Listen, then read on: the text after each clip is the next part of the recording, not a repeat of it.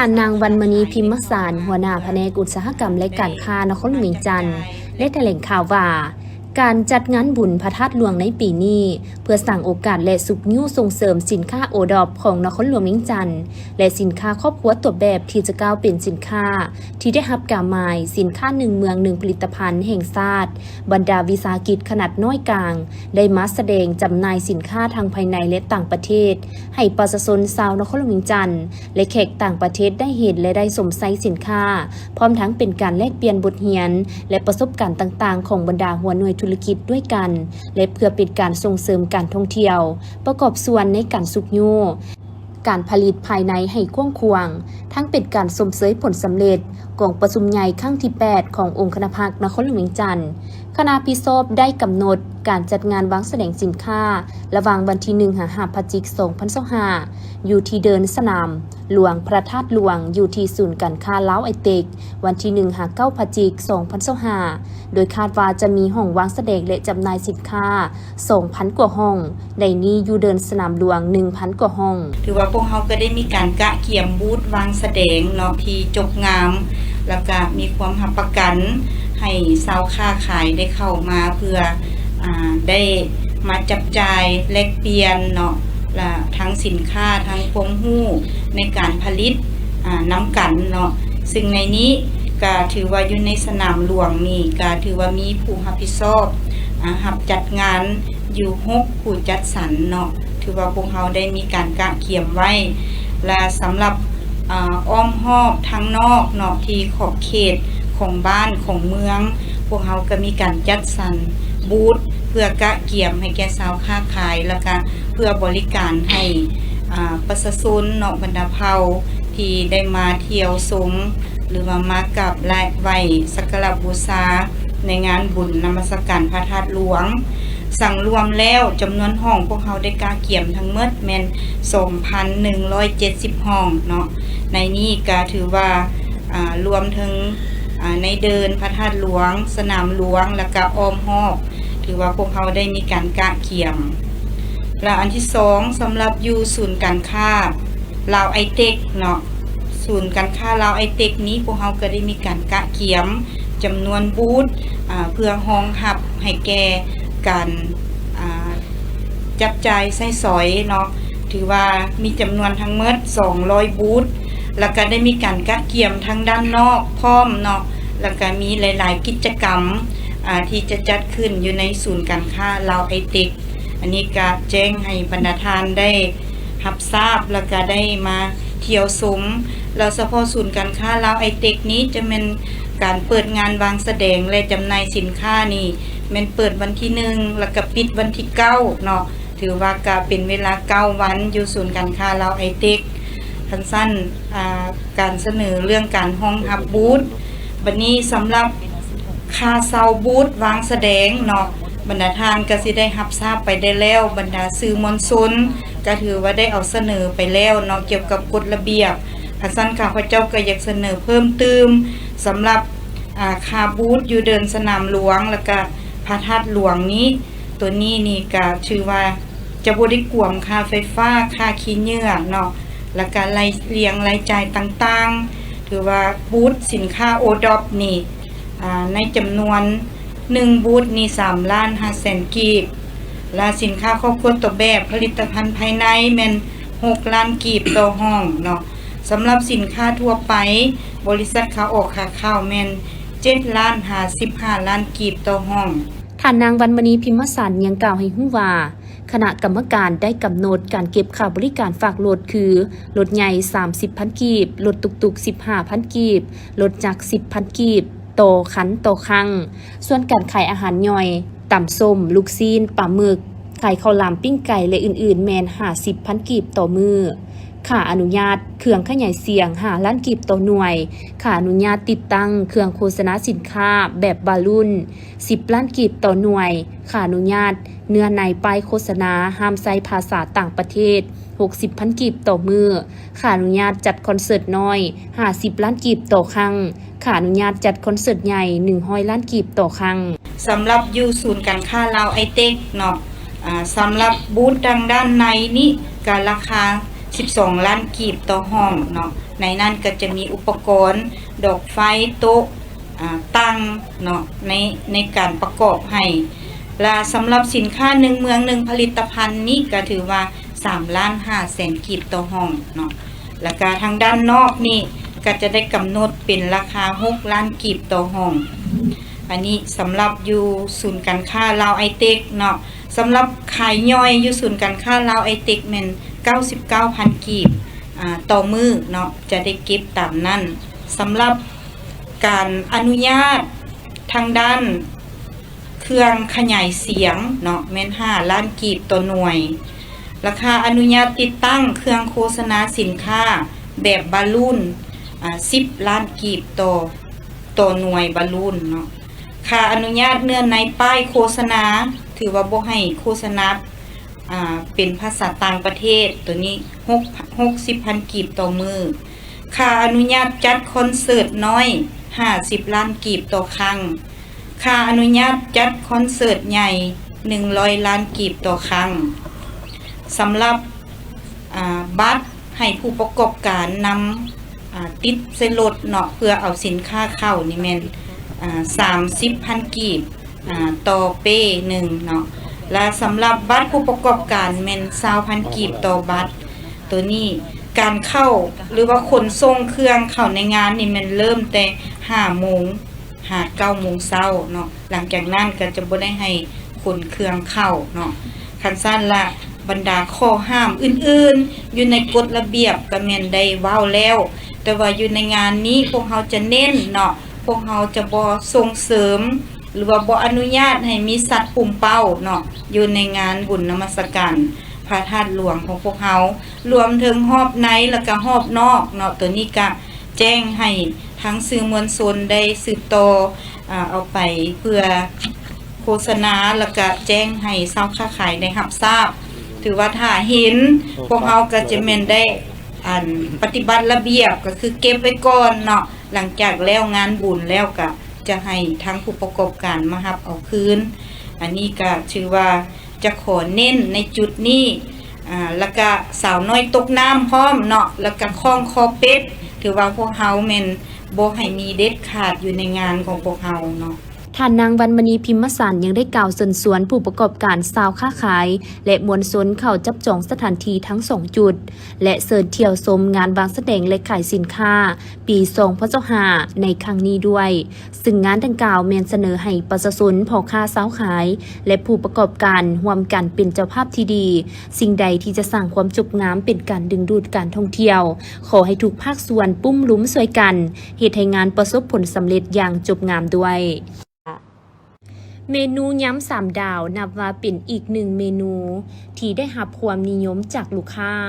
ในปัจจุบันบ่ว่าจะเป็นการสั่งไปรับประทานแบบครอบครัวหมู่เพื่อนห้องการสำนักงานและออกบูธงานเลี้ยงงานสังสรรค์ต่างๆซึ่งเป็นเมนูภายใต้ยี่ห้อ3 ดาวเป็นอาหารพื้นบ้านที่มาจากสีมือของคนลาวและนำใช้วัตถุดิบภายในประเทศซึ่งแม่พรเจ้าของสูตรเมนูอาหารยำแซ่บ3 ดาวได้ให้ข้อมูลกับทีมข่าวของพวกเราว่าความเป็นมาของการเริ่มต้นเฮ็ดยำหูหมูและยำทะเลแซ่บ3 ดาวนี้แม่นมาจากทั้งแบรนด์หรือยี่ห้อ3 ดาวแต่ก่อนมีเพียงแต่นมส้มและกะแล่ม3 ดาวที่เป็นหนึ่งในสินค้าโอดอบของเมืองหาดไซฟงนครหลวงเวียงจันทน์แต่ปัจจุบันทั้งแบรนด์ได้เพิ่มสินค้าเข้ามาใหม่เพื่อเป็นอีกหนึ่งทางเลือกของลูกค้าก็คือยำหูหมูและยำทะเลรวมซึ่งเฮ็ดจำหน่ายมาแล้วเป็นเวลา1 ปีเห็นได้ว่ามีผลตอบรับเป็นอย่างดีโดยเฉพาะเรื่องของรสชาติของน้ำยำที่เป็นเอกลักษณ์ของทั้งแบรนด์ที่เจ้าของคิดค้นขึ้นมาเองและวัตถุดิบก็ยังใช้เป็นผักปลอดสารพิษที่เป็นภูมิปัญญาของชาวบ้านปลูกอยู่ตามเมืองหาดไซฟงมาเป็นส่วนผสมในยำมีรสชาติที่เป็นเอกลักษณ์เฉพาะ ซึ่งปัจจุบันทั้งยำหูหมูและยำทะเลแม่นมีจำหน่ายอยู่2ขนาดที่เฮ็ดส่งลูกค้าตามออเดอร์ก็คือสุดกล่องครึ่งกิโลและสุดกล่อง1กิโลราคายำหูหมูเริ่มต้นอยู่ที่ 100,000 กีบและราคายำทะเลเริ่มต้น 200,000 กีบขึ้นไปปัจจุบันเนื่องจากมีลูกค้าออเดอร์เข้าและออกงานนอกลายเฮ็ดให้การกะเกี่ยมหรือปรุงแต่งอาหารแม่นต้องใช้เวลาดนเพราะว่ายังใช้แรงงานภายในครอบครัวเป็นส่วนใหญ่ในอนาคตจึงมีแผนจะหันเปลี่ยนมาใช้เป็นเครื่องกลจักรเพื่อให้มีความสะดวกสบายว่องไวขึ้นและให้ท่วงทันกับการตอบสนองลูกค้าได้อย่างเพียงพอถ้าหากท่านใดสนใจอยากซิมอาหารหรืออยากจะสนับสนุนส่งเสริมผลิตภัณฑ์สีมื้อของคนลาวที่ผลิตภายในและจำหน่ายให้คนภายในได้รับประทานแมนสามารถสั่งได้ที่ Facebook Fanpage ของห้านเพิ่นในสื่อภาษาลาวยำแซ่บ3ดาวนมส้ม3ดาวท่านคำสวรรค์โคตรไซประธานคณะกรรมการปกครองเมืองไซเสถาได้กล่าวในพิธีแถลงข่าวงานบุญนมัสการพระธาตุหลวงเวียงจันทร์และงานวางแสดงขายสินค้าประจำปี 2025 ว่าเมืองไซเสถาเป็นใจกลางที่สำคัญทางด้านการเมืองการป้องกันชาติป้องกันความสงบทางด้านวัฒนธรรมสังคมทั้งเป็นที่ตั้งสำคัญของสำนักงานองค์การต่างๆเป็นเมืองที่มีอารยธรรมที่เก่าแก่เป็นที่ตั้งของพระธาตุหลวงซึ่งเป็นมิ่งขวัญทางประวัติศาสตร์ของชาวลาวทางชาติและเป็นปูชนียสถานอันสุดแสนล้ำค่าคู่บ้านคู่เมืองซึ่งงานบุญนมัสการพระธาตุหลวงเวียงจันทร์ปีนี้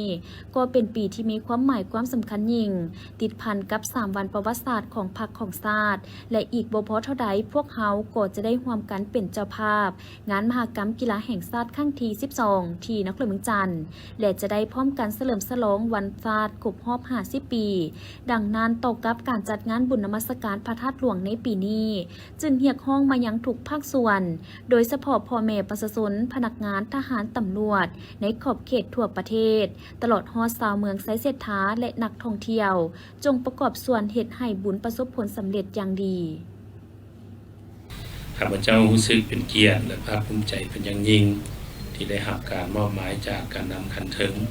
ให้ข้าพเจ้าได้ร่วมพิธีในแถลงข่าวในมื้อนี้คือดังพวกเราฮู้นำกันแล้วว่าเมืองไซเสถาเป็นเมืองใจกลางที่สำคัญทางด้านการเมืองการป้องกันชาติป้องกันความสงบทางด้านวัฒนธรรมสังคมทางเป็นที่ตั้งสำคัญทางสำนักงานองค์การต่างๆและก็เป็นเมืองที่มีอารยธรรม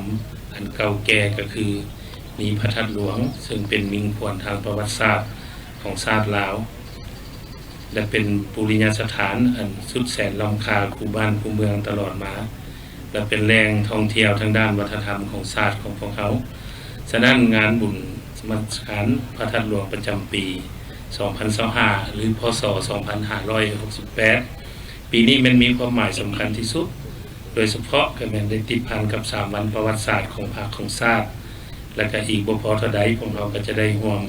เป็นเจ้าภาพงานมหกรรมกีฬาแห่งชาติครั้งที่12ที่นครหลวงเวียงจันทร์ได้เป็นเจ้าภาพและผ่านมานี้พวกเราก็ได้เฉลิมฉลองวันสั่งตั้งของพรรค70 ปีและพวกเขาก็กล้าเกี่ยมสถาปนา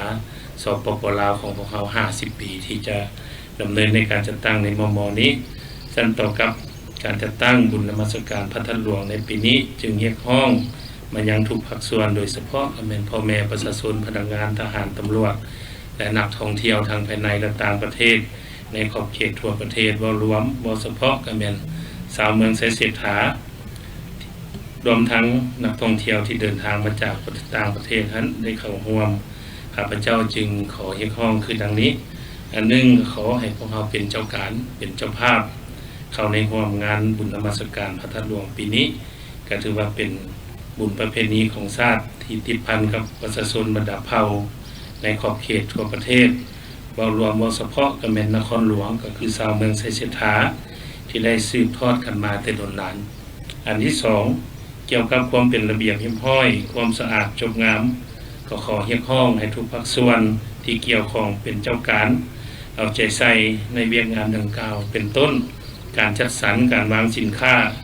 ในขอบเขตที่คณะกรรมการของพวกเราได้กำหนดให้สอดคล้องกับระเบียบที่ได้กำหนดไว้ เกี่ยวกับความเป็นระเบียบเรียบร้อยความสะอาดก็ขอให้ทุกส่วนเป็นเจ้าการ 3. เฉพาะเวียกงานความสงบความปลอดภัยเวียกนี้เป็นเวียกที่สำคัญหลาย ฉะนั้นเสนอให้องค์การปกครอง 48 บ้าน ทั่วเมืองเสฉฐารวมทั้งบรรดาสำนักงานองค์การที่มีที่ตั้งอยู่เมืองเสฉฐาช่วยในการเป็นเจ้าการในการรักษาความสงบความปลอดภัยโดยเฉพาะกับพวกเขาจะได้ประสานสมทบกับกำลังปปสที่ประจำการอยู่ในแต่ละบ้านและก็สมทบกับปปสคันนครหลวงอันสุดท้ายก็ขอเรียกร้องขอให้พ่อแม่ประชาชนทั้งภายในและต่างประเทศนักท่องเที่ยวมวลชนที่ได้เข้าร่วมบุญนมัสการพระธาตุหลวงจงช่วยในการโฆษณาประชาสัมพันธ์โดยเฉพาะเกี่ยวกับการรักษาได้ฮีตของประเพณีวัฒนธรรมอันดีงามของชาติให้กว้างขวางและลึกซึ้งตื่น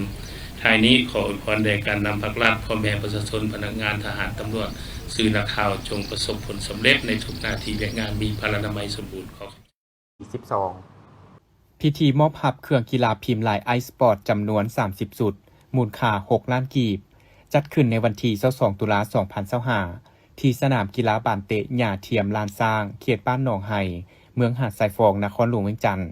เป็นการกล่าวมอบโดยทานไพละครบุญวิเชียรเจ้าของห้านเครื่องกีฬาพิมพ์ลายไอสปอร์ตและต่างหน้ากล่าวหับโดยแมนทานบุญมีไสยวงศ์คณะบริหารงานสหพันธ์บ้านเตะนครหลวงเวียงจันทน์ทั้งเป็นผู้จัดการทีมบ้านเตะหญิงนครหลวงเวียงจันทน์มีคณะครูฝึกนักกีฬาและสื่อมวลชนเข้าร่วมในการมอบเครื่องกีฬาครั้งนี้ก็เพื่อสนับสนุนให้กำลังใจทัพบ้านเตะหญิงนครหลวงเวียงจันทน์ได้เตรียมความพร้อมเข้าในการฝึกซ้อมเพื่อเตรียมความพร้อมเข้าร่วมการป้องกันแชมป์เหรียญคำสมัยที่7ในงานดังกล่าวโอกาสนี้ทานบุญมีไสยวงศ์คณะบริหารงานสหพันธ์บ้านเตะนครหลวงเวียงจันทน์ทั้งเป็นผู้จัดการทีมบ้านเตะหญิงนครหลวงเวียงจันทน์ได้ให้สัมภาษณ์ว่าเจ้าในการก้าเกียมพร้อมเนาะการฝึกฝึกซ้อมของนักกีฬาหญิงเนาะครับก็ได้เก็บโตเนาะในระยะแต่เดือน8เนาะจนฮอดปัจจุบันนี้ก็คือว่ามีการฝึกซ้อมเป็นปกติเนาะเช้าแรงเนาะของแต่ละมื้อฮั่นเนาะปัจจุบันนี้นักกีฬาเฮาแต่ละคนก็เข้าสู่ศูนย์เนาะเก็บโตเพื่อการฝึกซ้อมฮั่นเนาะการฝึกซ้อมเนาะข้อสะดวกยุ่งยากข้อสะดวกก็คือเฮามีสถานที่เกี่ยวกับการเข้าศูนย์เนาะก็คือลานสร้างอินดอร์ฮั่นที่เพิ่นเอื้อเฟื้อสถานที่ให้นักกีฬาเฮาเข้านอนศูนย์เนาะที่ว่าโดยที่บ่ได้เสียค่าใช้จ่ายเนาะอันนั้นเป็นอันนึงอันดีเนาะข้อยุ่งยากก็คือสถานที่ฝึกซ้อมเนาะเดินเฉพาะเดินเนาะมันยังเฉพาะนครหลวงเฮาส่วนใหญ่จะเป็นเดินหญ้าเทียมเนาะเพราะว่าการแข่งขันแท้อาจจะได้ใช้เป็นเดินหญ้าแท้เนาะก็ยังบ่มีเทื่อที่เดินสิให้ฝึกซ้อมเนาะณปัจจุบันนี้ก็ยังนำใช้เดินหญ้าเทียมคือลานสร้างเนาะเดินลานสร้างแล้วก็เดินเบสวรรค์ฮั่นเนาะเป็นประจำพิเศษเนาะมื้อนี้ก็มีทั้งประธานไอเนาะไอสปอร์ตที่ว่ามีน้ำจิตน้ำใจเนาะเป็นเครื่องกีฬามาสุกยู่เป็นขวัญกำลังใจให้น้องๆนักกีฬาทีมหญิงเนาะเป็นจำนวนหนึ่งเนาะก็ขอบมกขอบใจเนาะก็อยากฝากถึงพ่อแม่ประชาชนชาวนครหลวงเวียงจันทน์เนาะถ้ามีการแข่งขันเกิดขึ้นก็อยากให้เข้ามาชมมาเชียร์เนาะเป็นขวัญกำลังใจให้นักกีฬาทุกภาคส่วนหั่นแหละเนาะบ่ว่าแต่บ้านเตะยิงซ้ายหรือว่าฟุตซอลทุกประเภทกีฬาเนาะก็อยากให้เข้ามาชมมาเชียร์เพื่อเป็นขวัญกำลังใจเพื่อให้นักกีฬาเฮาญาติได้เหรียญคำเป็นเจ้าเหรียญคำเนาะเจ้าภายหลังที่พิธีสำเร็จแล้วทัพนักกีฬาบ้านเตะหญิงนครหลวงเวียงจันทน์ก็ได้ลงสนามอุ่นเครื่องนัดที่4พบกับทัพ WIG นาคาหุ้นอายุบ่เกิน14ปีรุ่นสร้างผลงานคว้าแชมป์รายการนานาชาติไอเบอร์คัพ 2025 ที่ประเทศปอกตุยการผ่านการแข่งขันปรากฏว่าทั้ง2ทีมเสมอกัน0-0 ด้วยความเป็นห่วงเป็นใยและเห็นได้ถึงความยุ่งยากลำบากของประชาชนชาวบ้านห้วยเดือเมืองพลหงส์แขวงเมืองจันทน์ที่ถูกผลกระทบหนักจากภัยพิบัติจากธรรมชาติน้ำท่วมครั้งใหญ่แบบกระทันหันในวันที่1 ตุลาคม 2565ผ่านมาเฮ็ดให้สูญเสียทรัพย์สินเครื่องของที่อยู่อาศัยและผลผลิตกสิกรรมเป็นจำนวนหลายดังนั้นองค์การพุทธศาสนาสัมพันธ์แห่งสาธารณรัฐประชาธิปไตยประชาชนลาวจึงได้มอบให้กรรมาธิการสาธารณูปการศูนย์กลางอพส.นครหลวงจันทน์และอพส.เมืองศรีโคตบงขนกวยวัตถุปัจจัยนำบรรดาภาคส่วนสังคมและบรรดาวัดภายในเมืองศรีโคตบงโดยรวบรวมได้เครื่องอุปโภคบริโภค30รายการไปมอบให้แก่ประชาชนบ้านห้วยเดือน180ครอบครัวในวันที่23 ตุลาคม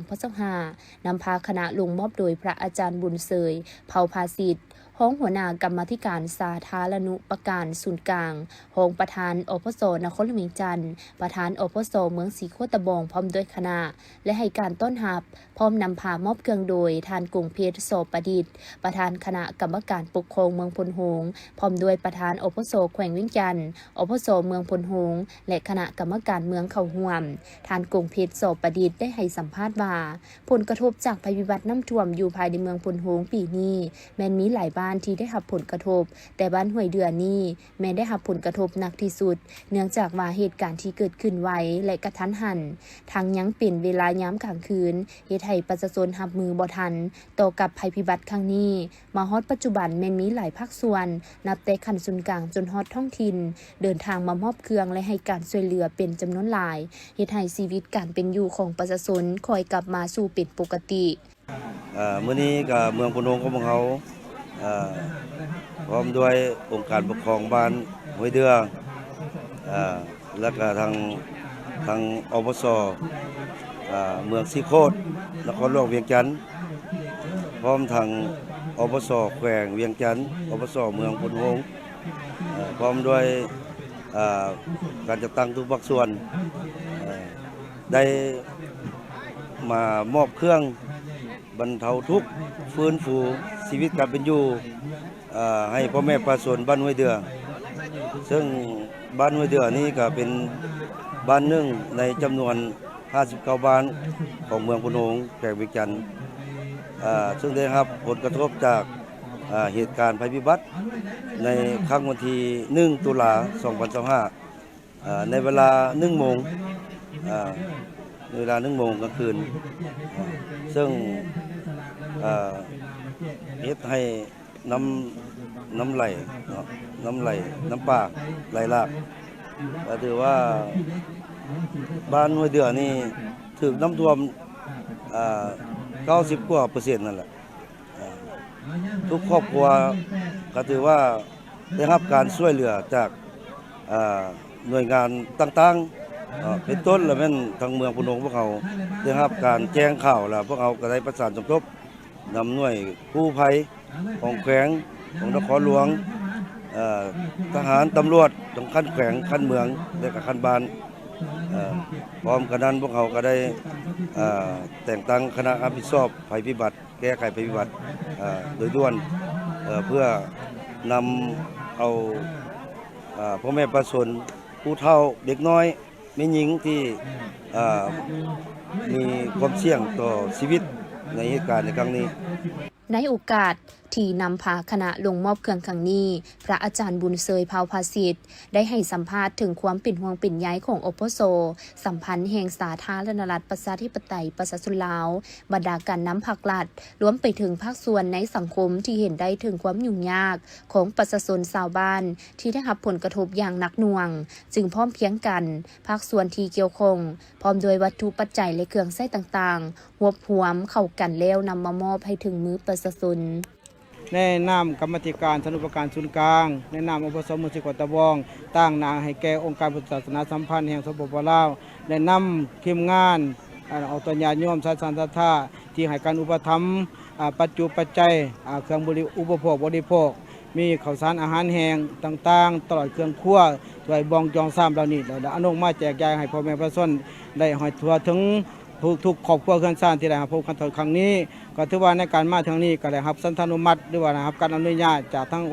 อปส.นครหลวงที่ให้อนุญาตให้ อปสเมืองหรือว่าในกรรมาธิการอปสนครหลวงลงมาช่วยเหลือพ่อแม่ประชาชนถือว่าได้เห็นความเป็นอยู่ของพ่อแม่ประชาชนในครั้งนี้ก็ถือว่าก็เป็นน่าเห็นใจเพราะว่าสภาพความเป็นของอยู่ของพ่อแม่ประชาชนยังได้ใส่ความลำบากแต่ยังตามการรายงานของท่านเจ้าเมืองหรือว่าการบอกเราของอบต.ยมยังมีเศร้าหาครอบครัวที่ได้รับผลกระทบอันหายแห้งแต่ก็ถือว่าบ่ได้ยังจักอย่างก็ถือว่ายังขาดเคินอุปกรณ์การใส่ต่างๆพวกเครื่องของถือเผาห่มเผาเครื่องอยู่บ่นอนเหล่านี้เป็นต้น ถือว่าสภาแห่งชาติก็ถือว่าภายหลังได้ครับข้าวเนาะกันที่ว่ามีน้ำท่วมอยู่นี้ในวันที่1นั้นทางท่านขับจันทร์ของประธานกรรมการบรรเทาก็ได้สมทบกับลูกหลานลงมา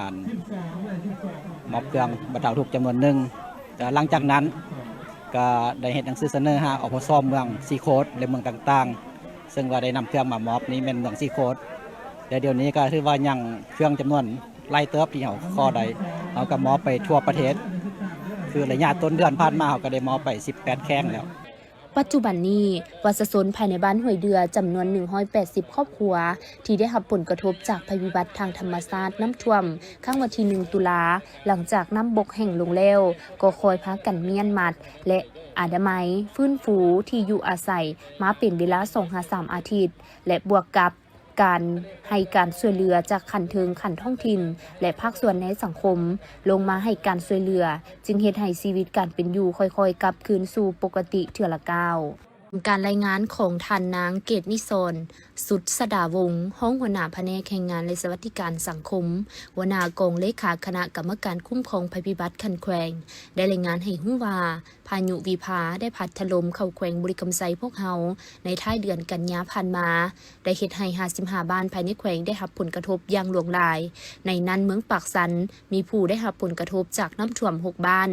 เมืองทาพาบาท7บ้านเมืองปากกระดิ่ง10บ้านเมืองบุรีคัน5บ้านเมืองคำเกิด10บ้านเมืองเวียงทอง15บ้านเมืองไซสัมพร2บ้านจำนวน 1,437 ครอบครัวเคียงคู่กับอุทกภัยแล้วในระยะเวลาเดียวกันยังมีการเกิดเหตุอัคคีภัยเฮ็ดให้ครอบครัวสูญเสียเรือนที่อยู่อาศัยทรัพย์สินจำนวน10ครอบครัวในนั้นอยู่เมืองปากกระดิ่ง1ครอบครัวเมืองคำเกิด5ครอบครัวปากสัน2ครอบครัวและบุรีคัน2ครอบครัวต่อกับปัญหาดังกล่าวกระทรวงแรงงานและสวัสดิการสังคมและแขวงบุรีคำไซได้เริ่มให้การช่วยเหลือตั้งแต่มือได้รับผลกระทบจนมาฮอดปัจจุบันในนั้นมีข้าวสาร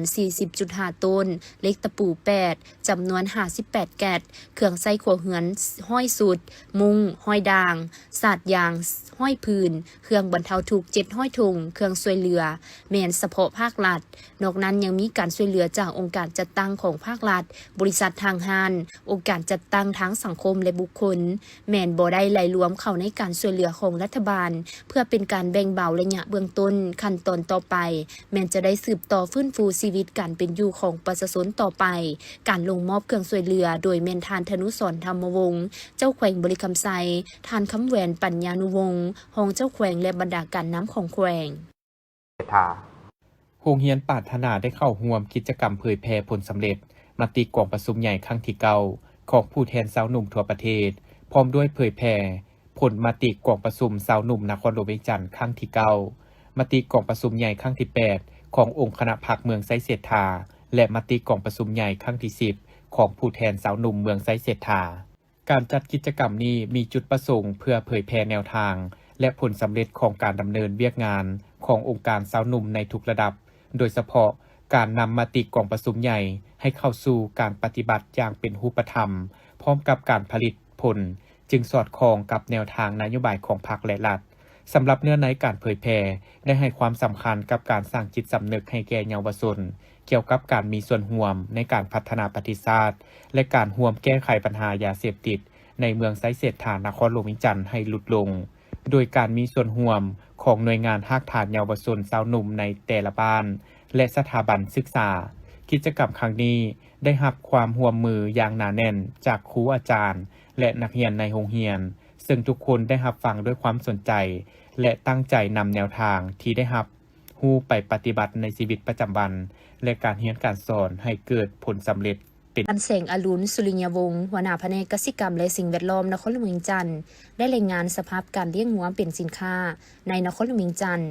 ต่องานตลาดนัดส่งเสริมการเลี้ยงและปรุงแต่งผลิตภัณฑ์สิ้นงัวซึ่งจัดขึ้นในเมื่อบ่ดนมานี่ว่าปัจจุบันการเลี้ยงงัวอยู่นครหลวงเวียงจันทน์มีงัวทั้งหมดจำนวน 144,500 กว่าตัวในนั้นเลี้ยงแบบครอบครัวมี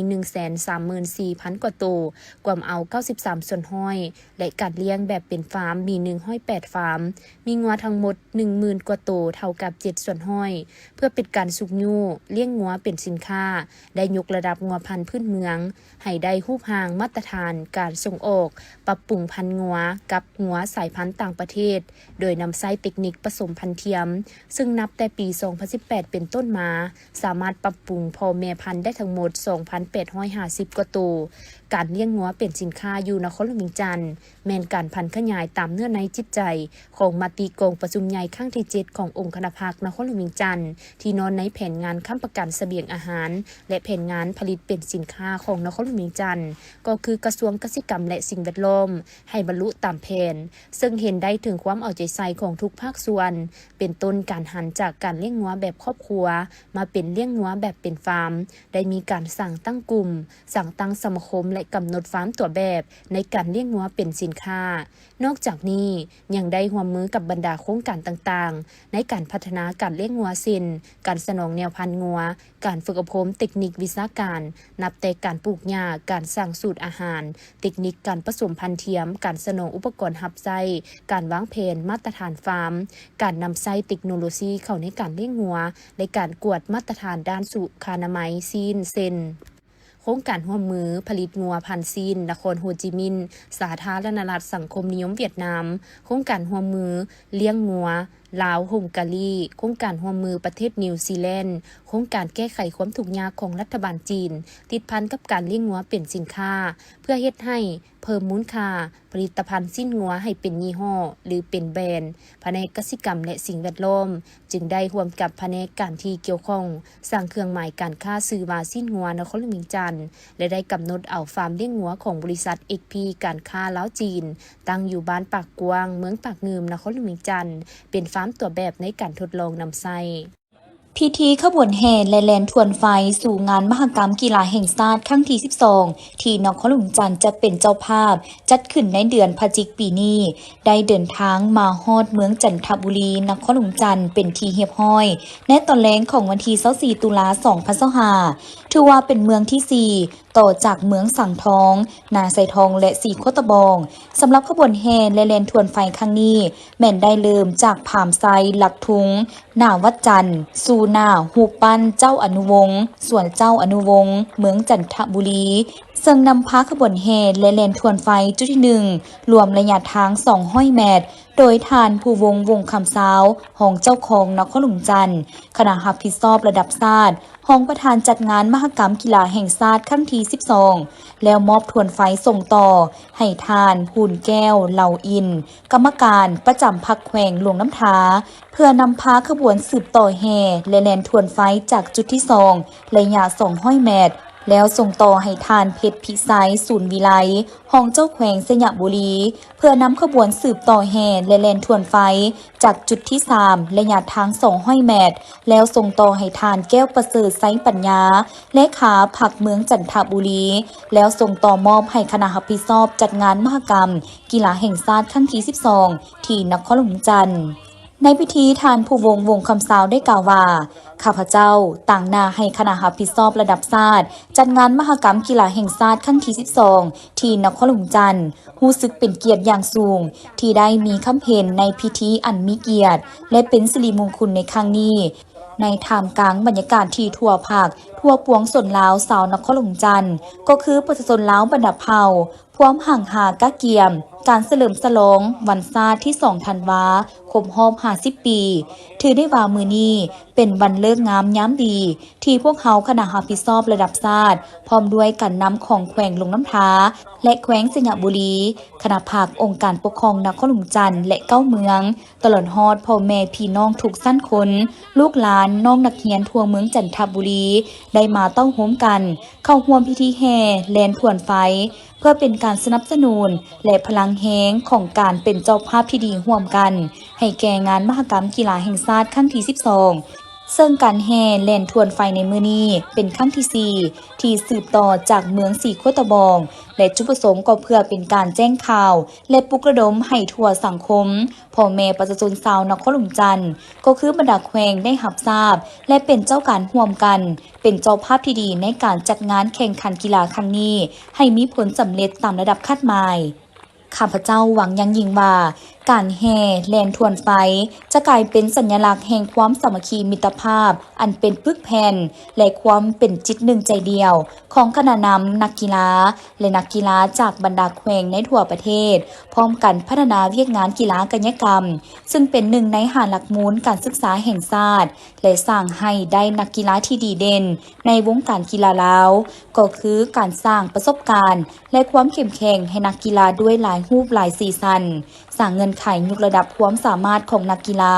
ให้เทียบทันกับระดับภาคพื้นและสากลดังคำขวัญของงานมหกรรมกีฬาแห่งชาติครั้งที่ 12 ที่ว่าสามัคคีมีวินัยโปร่งใสได้การพัฒนาพร้อมกันนั้นก็เพื่อสืบต่อสุขอยู่การสร้างขบวนการให้มีลักษณะต่อเนื่องและฟุดฟื้นทั้งเป็นการจัดงานมหกรรมกีฬากายกรรมในทั่วประเทศให้ประสบผลสำเร็จอย่างมีมรรคผลและจบงาม